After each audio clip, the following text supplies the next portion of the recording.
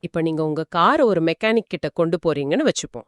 அந்த காரோட இன்ஜின் முழுசா பழுதாகி நடு ரோட்ல நின்னா மட்டும்தான் அவருக்கு அதை எப்படி சரி செய்யணும்னு தெரியும். ம். ஆனா அந்த வண்டி தினமும் சீராக ஓட இன்ஜின் ஆயில் எப்படி மாத்துறது, தினசரி என்ன பராமரிப்பு செய்யணும்னு அவருக்கு தெரியாதுன்னா? எப்படி இருக்கும்?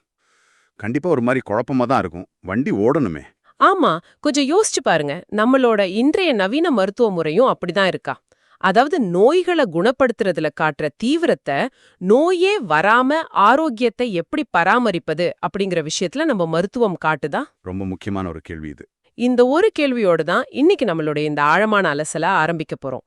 நம்ம கையில இருக்கிற குறிப்புகள் ஹார்வர்ட் பல்கலைக்கழகத்துல படிச்ச மருத்துவர் ஆண்ட்ரூ வேல் எழுதின ஹெல்த் அண்ட் ஹீலிங் அப்படிங்கிற புத்தகத்துல இருந்து எடுக்கப்பட்டது. ஆமா, ரொம்ப அற்புதமான ஒரு புத்தகம்.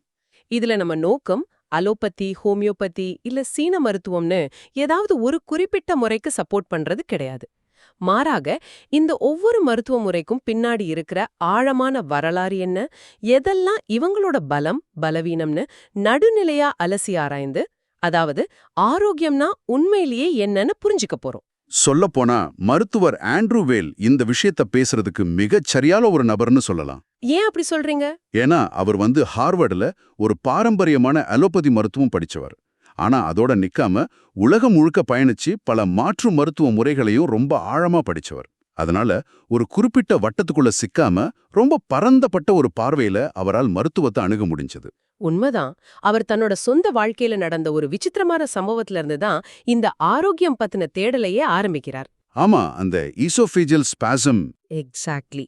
ஒரு நாள் திடீர்னு அவருக்கு உணவு குழாயில கடுமையான தசைப்பிடிப்பு ஏற்படுது. நெஞ்சுக்கு நடுவுல தாங்க முடியாத வலி. அவரே ஒரு நவீன மருத்துவர் அப்படிங்கறதால உடனே புகழ்பெற்ற மற்ற நவீன மருத்துவர்கள் கிட்ட போறார். அதுதான் இயல்பு தானே. ஆமா, அவங்க பேரியம் ஸ்வாலோ அப்படிங்கிற ஒரு பரிசோதனை செஞ்சு பிரச்சனை இதுதான் ரொம்ப துல்லியமா கண்டுபிடிக்கிறாங்க. ஆனா அந்த நோய்க்கு பேரை கண்டுபிடிச்சாங்களே தவிர அதை எப்படி நிரந்தரமா குணப்படுத்துறதுன்னு அவங்களால சொல்ல முடியல. ம். இப்ப நவீன மருத்துவத்தோட ஒரு முக்கியமான எல்லை அவர் அங்கதான் உணர்றார். நோய் அறிதல் அப்படிங்கிற விஷயத்துல அவங்க ரொம்ப துல்லியமா இருந்தாலும் குணப்படுத்துதல் அப்படிங்கிற கட்டத்துல சில நேரங்கள்ல நவீன மருத்துவம் தடுமாறுது. ம். எந்த மருந்தும் வேலை செய்யாத நிலையில தான் வெயில் தன்னோட நண்பரான ஒரு ஹோமியோபதி மருத்துவரை சந்திக்க போறார். அந்த சந்திப்பு தான் ரொம்ப ஆச்சரியமா இருக்கு. ஒரு ஹார்வர்டு மருத்துவர் போய் ஒரு ஹோமியோபதி மருத்துவரை சந்திக்கிறார். ஆனா அந்த மருத்துவர் வெயிலோட நெஞ்சு வலிய பத்தி பெருசா எந்த கேள்வியும் கேட்கல. ஆமா, அவரோட கேள்விகள் எல்லாம் வேற மாதிரி இருந்துச்சு. அதாவது, உங்களுக்கு குளிர்காலம் பிடிக்குமா, வெயில் காலம் பிடிக்குமா, தூங்கும்போது எந்த பக்கம் திரும்பி படுப்பீங்க, உணவில் கொழுப்புள்ள பகுதி பிடிக்குமா, இப்படி சம்பந்தமே இல்லாத ஏதோ விசித்திரமான கேள்விகளை கேட்கிறார். வெளியில இருந்து பார்க்கும்போது இது ரொம்ப விசித்திரமா தான் தெரியும். ஒரு நெஞ்சு வலிக்காக போனவர்கிட்ட நீங்க எப்படி படுப்பீங்கன்னு கேட்டா யாருக்கு தான் ஆச்சரியமா இருக்காது? எனக்கே சிரிப்பு வந்துச்சு அதை படிக்கும்போது. ஆனா ஹோமியோபதி மருத்துவத்தோட அடிப்படை என்னன்னா, அவங்க நோயை குணப்படுத்துறதை விட அந்த நோயாளியின் ஒட்டுமொத்த உடல் மற்றும் மன அமைப்பை புரிஞ்சிக்க தான் இந்த கேள்விகளை கேட்கறாங்க. இதெல்லாம் கேட்டுட்டு அந்த மருத்துவர் கடைசியா வெயிலுக்கு ஒரு சின்ன சல்ஃபர் மாத்திரையை கொடுக்கறாரு. அந்த மாத்திரையை சாப்பிட்ட பிறகு பல நாளா வெயில வாட்டி வதச்ச அந்த தீராத வலி நிரந்தரமா மறைஞ்சு போகுது. ஒரு நிமிஷம். ஒரு சின்ன சல்ஃபர் மாத்திரை, அதுவும் நோயை பத்தி பெருசா கவலைப்படாம கொடுக்கப்பட்ட ஒரு மாத்திரை எப்படி அவரை குணப்படுத்துச்சு? இதுக்கு பின்னாடி ஏதாவது மேஜிக் இருக்கா? மேஜிக்லாம் கிடையாது. இல்ல, ஹோமியோபதி எப்படி வேலை செய்யுதுன்னு புரிஞ்சுக்க அதோட வரலாற்றுக்கு போகணுமா? கண்டிப்பா வரலாற்று திரும்பி பார்க்கணும். 1700களின் இறுதியில் இருந்த மருத்துவத்தை நம்ம புரிஞ்சுக்கிட்டாதான் ஹோமியோபதி ஏன் உருவானதுன்னு நமக்கு தெரியும். அந்த காலகட்டத்தில் இருந்த நவீன மருத்துவத்தை வீரதீர மருத்துவம், அதாவது ஹீரோயிக் மெடிசின் அப்படின்னு சொன்னாங்க. அதென்ன வீர தீர மருத்துவம்? மனித உடல்ல இருக்கிற கெட்ட ரத்தம் தான் எல்லா நோய்களுக்கும் காரணம்னு அவங்க நம்பினாங்க. அதனால ஒருத்தருக்கு காய்ச்சல் வந்தாலும் வேறு எந்த நோய் வந்தாலும் நோயாளிகளோட உடம்புல கத்தியால நரம்புகளை அறுத்து லிட்டர் கணக்குல ரத்தத்தை வெளியேற்றுவாங்க. இதுக்கு வெனிசெக்ஷன் அப்படின்னு பேரு. ஐயையோ, கேக்கும் போதே ரொம்ப கொடூரமா இருக்கே. ஒருத்தருக்கு உடம்பு சரியில்லாதப்போ அவரோட ரத்தத்தை லிட்டர் கணக்குல வெளியேத்துனா அந்த நோயாளி எப்படி பிழைப்பான்? பல நேரங்கள்ல பிழைக்க மாட்டாங்க. இதுக்கு ஒரு மிகப்பெரிய வரலாற்று உதாரணமே இருக்கு. அமெரிக்காவோட முன்னாள் அதிபர் ஜார்ஜ் வாஷிங்டன் 1799ல ஒரு தொண்டை வலி காய்ச்சலால பாதிக்கப்பட்டார். ஓஹோ, அந்த கதை தானா இது? ஆமா. அப்போ அவருக்கு சிகிச்சை அளிக்க வந்த புகழ்பெற்ற மருத்துவர்கள் அவரோட உடம்புல இருந்து பெருமளவு ரத்தத்தை வெளியேற்றினாங்க. அது மட்டும் இல்லாம பாதரசம் கலந்த சில நச்சு மருந்துகளை கொடுத்து அவருக்கு செயற்கையா வாந்தி பேதியை உண்டாக்குனாங்க. பாதரசமா? அதுவே ஒரு பெரிய பாய்சன் ஆச்சே. எக்ஸாக்ட்லி. அந்த தொண்டை நோயால் அவர் இறந்தாரோ இல்லையோ, இந்த கொடூரமான வீரதீர சிகிச்சையால் அவர் மரணமடைந்தார் அப்படிங்கிறது தான் வரலாற்று உண்மை. அப்போ அந்த காலத்துல நோயை விட மருத்துவ சிகிச்சை தான் ரொம்ப ஆபத்தானதா இருந்திருக்கு. 100% உண்மை. இந்த மாதிரி நோயாளிகளை கொடூரமா வதைக்கிறத கண்டு மனம் வெறுத்து போன ஒரு ஜெர்மானிய மருத்துவர் தான் சாமுவேல் ஹானிமேன். இவர்தான் ஹோமியோபதியை உருவாக்குனவரா? ஆமா. இந்த இரத்தப்போக்கு சிகிச்சைகளுக்கு ஒரு பாதுகாப்பான மாற்றை கண்டுபிடிக்கணும்னு அவர் நினைச்சாரு. அப்போ அவர் உருவாக்குனது தான் ஹோமியோபதி. முள்ளை முள்ளால் எடுப்பது, அதாவது லைக் கியூர்ஸ் லைக் அப்படிங்கிறது தான் அவரோட கான்செப்ட். அது எப்படி வேலை செய்யும்? அதாவது ஒரு குறிப்பிட்ட பொருள் ஆரோக்கியமான மனிதர்களுக்கு அதிக அளவுல கொடுக்கப்படும் போது எந்தெந்த அறிகுறிகளை ஏற்படுத்துதோ அதே பொருளை மிக குறைந்த அளவுல நீர்த்து போக செய்து ஒரு நோயாளுக்கு கொடுத்தால் அந்த நோயை குணப்படுத்தும்னு அவர் நம்பினார். இத அவர் ப்ரூவிங்ஸ்னு சொல்லி ஆரோக்கியமான மனிதர்கள் மேல பரிசோதித்து பார்த்தார். இங்கதான் எனக்கு ஒரு பெரிய சந்தேகம் வருது. ஒரு மருந்த பல 1000 மடங்கு தண்ணீர் விட்டு நீர்த்து போக செய்யறாங்க, அதாவது டைல்யூஷன். ஒரு கட்டத்துல அந்த தண்ணீர்ல மருந்தின் மூலக்கூறுகளே, அதாவது மாலிக்யூல்ஸே இருக்காதுன்னு அறிவியலாளர்கள் சொல்றாங்க. இது எப்படின்னா, கடல்ல ஒரு சொட்டு எலுமிச்சை சாற்ற கலந்துட்டு அந்த கடல் தண்ணிய அள்ளி குடிச்சு இது எலுமிச்சை ஜூஸ்னு சொல்ற மாதிரி இல்லையா? மூலக்கூறுகளே இல்லாத ஒரு தண்ணீர் எப்படி நோயை குணப்படுத்தும்? நீங்க கேக்குற அதே கேள்வியத்தான் பல வருஷங்களா நவீன அறிவியலாளர்களும் கேக்குறாங்க. ஆனா 1800கள்ல ஹோமியோபதி ஏன் மக்கள் மத்தியில மிகப்பெரிய வெற்றியை பெற்றுச்சு அப்படிங்கறத நாம ஒரு பெரிய கண்ணோட்டத்துல பார்க்கணும். எப்படி? அந்த காலத்துல கத்திய வச்சு ரத்தத்தை வெளியேற்றி நோயாளிகளை கொன்னுட்டு இருந்த அலோபதி சிகிச்சையை விட எந்த கெடுதலும் செய்யாத இந்த நீர்த்த மாத்திரைகள் ரொம்ப பாதுகாப்பானதா இருந்துச்சு. ஆமா, எதுவும் செய்யலனாலும் கெடுதல் செய்யாம இருந்துச்சே. அது மட்டும் இல்ல, ஹோமியோபதி மருத்துவர்கள் இந்த மாத்திரைகளை கொடுத்துட்டு நோயாளிகளை நல்லா ஓய்வெடுக்க சொன்னாங்க, உணவை கட்டுப்படுத்தினாங்க. உடம்புக்குள்ள எந்த நச்சு மருந்துகளும் போகாததால உடல் தன்னோட வேலையை தொந்தரவில்லாம செஞ்சு தன்னைத்தானே குணப்படுத்திக்கிச்சு. ஓஹோ, அப்போ ஹோமியோபதியோட மாபெரும் வெற்றிக்கு காரணம் அது மனித உடலுக்கு எந்த தீங்கும் செய்யாம உடல் தன்னைத்தானே குணப்படுத்திக்கிற அந்த இடைவெளியை கொடுத்ததுதான் சொல்றீங்களா? கண்டிப்பா. அப்போ டாக்டர் வெயிலோட நெஞ்சுவலி கூட அவரோட உடம்பே தன்னைத்தானே சரி செய்துகிட்ட ஒரு நிகழ்வா இருக்கலாம். அப்படியானால் ஆரோக்கியம் அப்படிங்கறத நாம எப்படி புரிஞ்சுக்கிறது? நவீன மருத்துவம் சொல்ற ஆரோக்கியத்துக்கும் இதுக்கும் என்ன வித்தியாசம்? இப்போ நவீன மருத்துவம் ஆரோக்கியத்தை எப்படி வரையறுக்குதுன்னா, ஆப்சன்ஸ் ஆஃப் டிசீஸ், அதாவது நோய் இல்லாமல் இருப்பது. உங்க உடம்புல எந்த வலியும் இல்ல, எந்த லேப் டெஸ்ட்லயும் பிரச்சனை இல்லைன்னா நீங்க ஆரோக்கியமா இருக்கீங்கன்னு அர்த்தம். ஆனா அது மட்டும் பத்தாது இல்லையா? ஆமா, மாற்று மருத்துவ முறைகள் இதை அப்படி பார்க்கல. ஹெல்த் அப்படிங்கிற ஆங்கில வார்த்தையோட ஆணிவேர் பாத்தீங்கன்னா ஹோல்னஸ், அதாவது முழுமை அப்படிங்கிற அர்த்தத்தை குறிக்குது. ஒரு மனிதன் உடலளவுல மட்டுமில்லாம மனதளவிலும் முழுமையாக ஒரு சமநிலையில இருக்கணும். டாக்டர் வெயில் இத ரொம்ப அழகா சொல்றாரு. ஆரோக்கியம் அப்படிங்கிறது என்றென்றைக்கும் மாறாத ஒரு சிலையான புள்ளி கிடையாது, அது ஒரு மாறும் சமநிலை, அதாவது டைனாமிக் எக்விலிபிரியம்னு சொல்றாரு. கரெக்ட். அதாவது இந்த உலகத்துல பரிபூர்ண ஆரோக்கியம்னு ஒண்ணு கிடையவே கிடையாது. நம்ம உடல் எப்பவுமே தன்னை சுற்றி இருக்கிற சுற்றுச்சூழல், நம்ம சாப்பிடுற உணவு, நமக்கு இருக்கிற மன அழுத்தம், கிருமிகள்னு எல்லாத்துக்கூடையும் தொடர்ந்து போராடி தன்னைத்தானே சரி செய்துட்டே இருக்கு. ஆனா இங்க நாம ஒரு சைக்கிள் ஓட்டுற உதாரணத்தை பொருத்தி பார்க்கலாம். நீங்க ஒரு சைக்கிளை ஓட்டிட்டு போறீங்கன்னு வச்சுப்போம். வெளியிலேருந்து பார்க்கும்போது நீங்க ரொம்ப நேராக எந்த அசைவும் இல்லாம போற மாதிரி தெரியும். ஆனா உங்களுக்கு தான் தெரியும், கீழே விழாம இருக்க நீங்க தொடர்ந்து உங்க உடம்பை இடதுபுறமாவும் வலதுபுறமாவும் சின்ன சின்னதா பேலன்ஸ் பண்ணிட்டு இருக்கீங்கன்னு. ஆமா, கொஞ்சம் அசந்தாலும் கீழே விழுந்துருவோம். அதேதான், சைக்கிள் முழுசும் அசைவின்றே நின்னா நீங்க கீழே விழுந்துருவீங்க. அது போலதான் நம்ம உடலும். அப்போ நமக்கு அப்பப்போ வர்ற சின்ன சின்ன உடல் உபாதைகள், அதாவது ஒரு நாள் ரொம்ப சோர்வா இருக்கு, இல்ல தொண்டை லேசா கரகரங்குது, இல்லனா ஒரு நாள் சரியா தூக்கம் வரல, இதெல்லாம் பெரிய நோய்கள் கிடையாதா? கண்டிப்பா கிடையாது. அதெல்லாம் நம்ம உடல் தனது சமநிலையை மீண்டும் அடைவதற்காக செய்யற சின்ன சின்ன முயற்சிகள். அந்த சைக்கிளை பேலன்ஸ் பண்ற மாதிரி தான். ஆனா நாம என்ன பண்றோம்? நாம லேசா தொண்டை வலிச்ச உடனே பயந்து போய் உடனே ஏதோ பெரிய நோய் வந்துருச்சுன்னு நினைச்சு அதை கட்டுப்படுத்த மாத்திரைகளை தேடி ஓடுறோம். உடல் தன்னைத்தானே சரி செய்ய முயற்சிக்கும் போது நாமமே அதுக்கு தடையா மாறிடுறோம். அப்போ அந்த சமநிலை பெரிய அளவுல உடையும் பொழுது, அதாவது ஒரு பெரிய காயம் ஏற்படும் போதோ இல்ல நோய் வரும்பொழுதோ உடல் தன்னைத்தானே எப்படி குணப்படுத்துது? ஹீலிங் அப்படிங்கிறது வெளியில இருந்த மாத்திரைகள் மூலமா உள்ள வர்ற ஒரு விஷயமா? இல்லவே இல்ல. குணமடைதல் அப்படிங்கிறது நம்ம உடம்புக்குள்ளேயே இயற்கையாக புதிந்து கிடக்கிற ஒரு அபாரமான சக்தி. இத கொஞ்சம் ஆழமா யோசிச்சு பாருங்க. சொல்லுங்க. உங்க கையில ஒரு கத்தி பட்டு காயம் ஏற்படுது. அடுத்த சில நொடிகள்ல அங்கே ரத்தம் உறைய ஆரம்பிக்குது. சில நாட்கள்ல புதிய செல்கள் உருவாகி அந்த காயத்தை மூடுது. இத எந்த ஒரு மருத்துவரும் உங்க உடம்புக்குள்ள போய் செய்யல. ஆமா, நம்ம சும்மா பேண்டேஜ் தான் போடுறோம். எக்ஸாக்ட்லி. எந்த மாத்திரையும் இத செய்யல. உங்க உடலே அந்த வேலையை ரொம்ப துல்லியமா செய்யுது. இப்போ இந்த குணமாக்கும் சக்திக்கு எது அடிப்படையா இருக்கு? உடல் எப்படி அந்த இடத்துக்கு சரியான பொருட்களை கொண்டு போகுது? இந்த குணமாக்கும் சக்திக்கு மிக முக்கியமான வாகனம் நம்மளோட ரத்தம் தான். ரத்த ஓட்டம் தான் குணமடைதல தீர்மானிக்குது.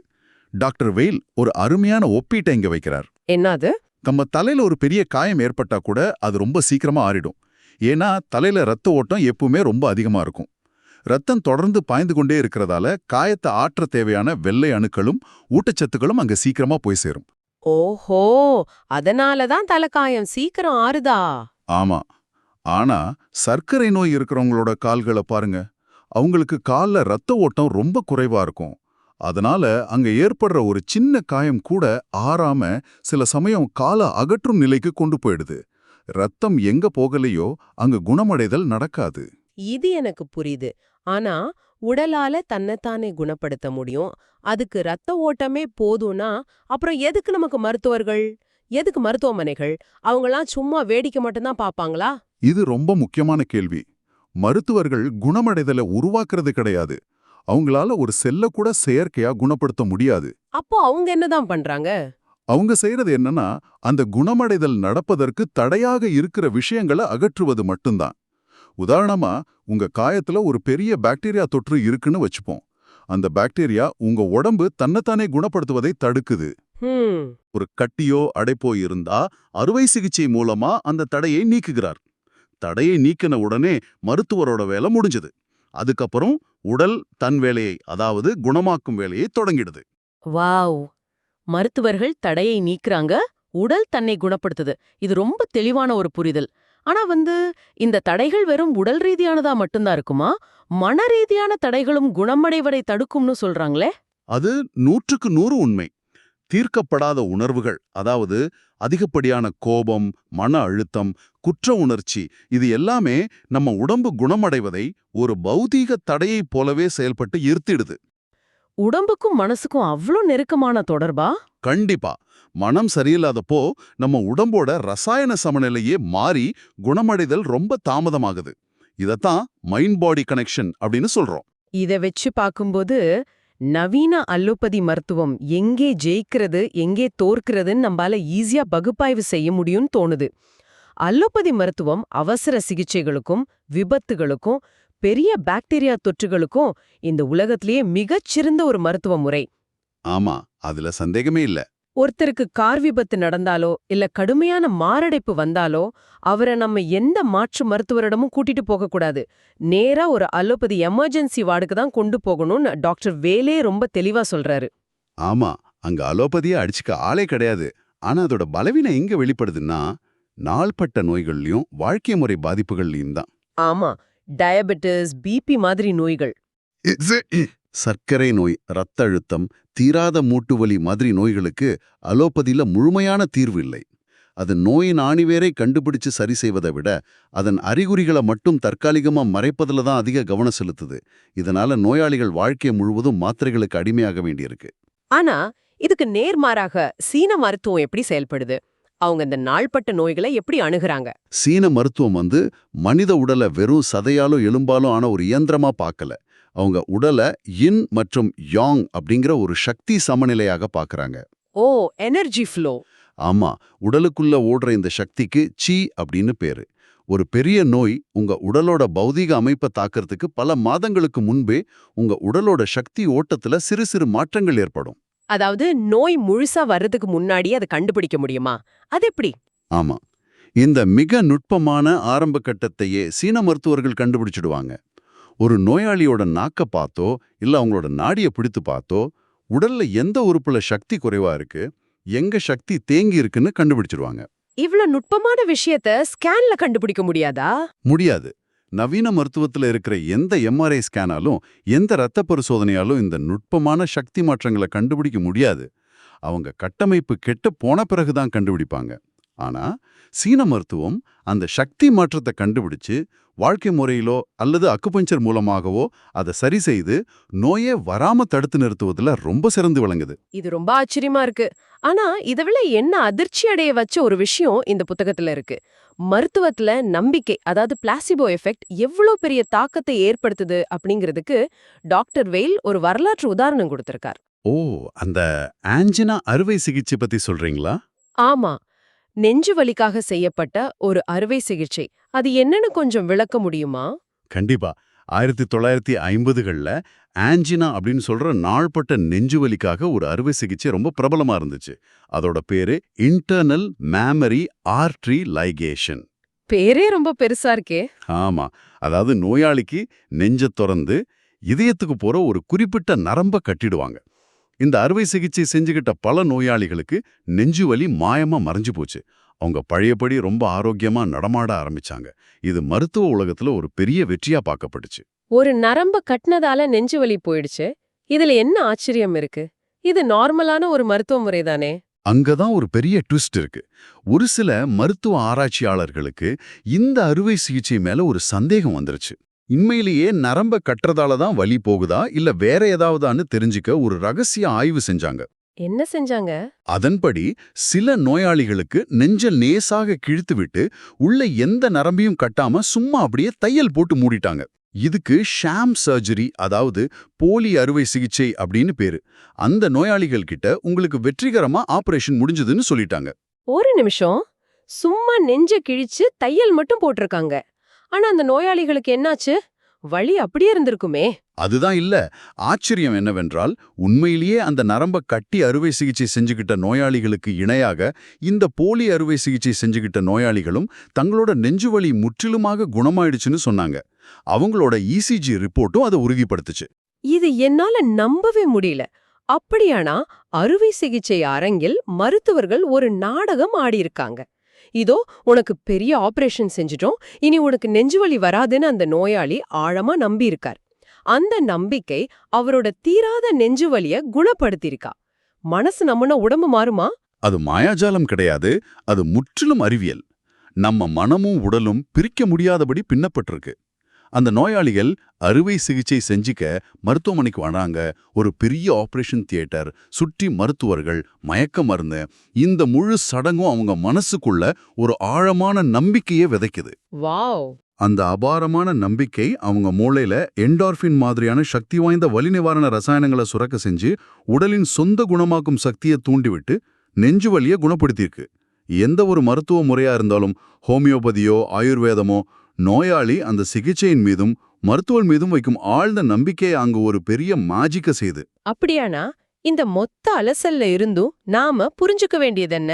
முதல்ல, ஆரோக்கியம் அப்படிங்கிறது ஒரு நிலையான புள்ளி கிடையாது, அது தினமும் மாறிக்கிட்டே இருக்கிற ஒரு சமநிலை. உண்மைதான். இரண்டாவது, குணமடைதல் அப்படிங்கிறது வெளியில காசு கொடுத்து வாங்குற ஒரு பொருள் அல்ல, அது உங்களுக்குள்ளேயே இருக்கிற ஒரு இயற்கையான சக்தி.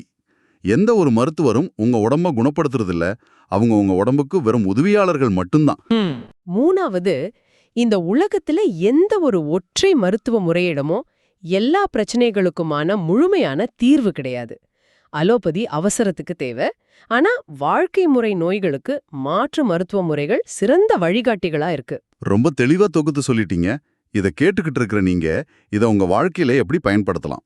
லேசான சோர்வு, சின்ன சின்ன வலிகள் வரும்போது உடனே அது ஏதோ பெரிய நோய்னு பயந்து போய் மாத்திரைகளை நோக்கி ஓடாதீங்க. ஆமா, உடல் சொல்றத கேட்கணும். கரெக்ட். உங்க உடல் உங்ககிட்ட பேச முற்படுது, தனக்குள்ள ஏற்பட்ட ஏதோ ஒரு சிறு சமநிலையை சரி செய்ய முயற்சி பண்ணுது அப்படிங்கிறத புரிஞ்சுக்கோங்க. அந்த ஆரம்பகட்ட சிக்னலை கவனிச்சு உங்க உணவு, தூக்கம், மனநிலைய மாற்றுங்க. மாத்திரைகளை விட உடலின் குரலை கேட்க பழகுங்க. இறுதியாக உங்களை ஒரு ஆழமான சிந்தனைக்கான கேள்வியோடு விட்டுச் செல்கிறோம். போலியான ஒரு அறுவை சிகிச்சைன்னு தெரிஞ்சும் ஒரு நோயாளியின் ஆழ்மன நம்பிக்கை மட்டுமே அவருடைய இதயத்தின் நெஞ்சுவலியை குணப்படுத்தும் அளவுக்கு வலிமையானது என்றால் கொஞ்சம் யோசித்து பாருங்கள். எதிர்காலத்தில் மனித குலத்தின் மிகப்பெரிய மருத்துவ கண்டுபிடிப்பு என்பது எந்த ஒரு புதிய ரசாயன மருந்தோ அல்லது அதிநவீன அறுவை சிகிச்சை கருவியோ இல்லாமல் நேரடியாக மனிதர்களின் ஆழ்மன நம்பிக்கைகளை புரோகிராம் செய்யும் ஒரு தொழில்நுட்பமாக இருக்குமோ? மனம்தான் மிகப்பெரிய மருந்தகமா? இது உண்மையிலே யோசிக்க வேண்டிய ஒரு விஷயம்தான். கொஞ்சம் யோசித்து பாருங்கள். இவ்வளவு நேரம் கேட்டதுக்கு ரொம்ப நன்றி. இந்த Tamil voice reach channel monetisation இல்லாம தான் நடக்குது.